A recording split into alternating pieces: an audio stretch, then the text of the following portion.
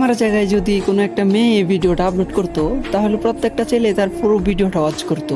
এমনকি কত সুন্দর সুন্দর কমেন্ট যে করতো, বলতো আপু আপনি কি আমার সাথে 1v1 করবেন, আপু আপনি না অনেক ভালো গেম প্লে করেন, আপু আপনার সাথে আমি অ্যাড হইতে চাই, আরো কত সুন্দর সুন্দর কমেন্ট যে করতো রে ভাই।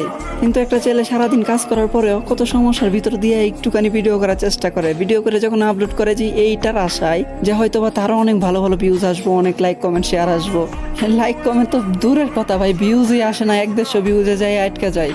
আর এই জায়গাতেই কোনো মেয়ে যদি নর্মাল এডিট করে, কোনো রকম এডিট ছাড়া ভিডিও খালি রেকর্ড করে আপলোড করে দেয়, তারপরে হাজার হাজার ভিউজ হয়ে যায়। আমি এটা বলতে চাইতেছি না যে মেয়েদেরকে কেউ সাপোর্ট করো না, হ্যাঁ মেয়েদেরকেও সাপোর্ট করো, কিন্তু হ্যাঁ পাশাপাশি ছেলেদেরকেও করো।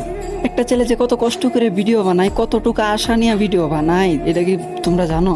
আচ্ছা আমি অন্যদের কথা বাদ দিলাম, আমার নিজের বিষয়টাই বলি যে আমি 12 থেকে 13 ঘন্টা কাজ করার পরেও আমি কতটুকু কষ্ট করে ভিডিও আপলোড দিই তোমাদের থেকে একটু ভালোবাসার আশায়।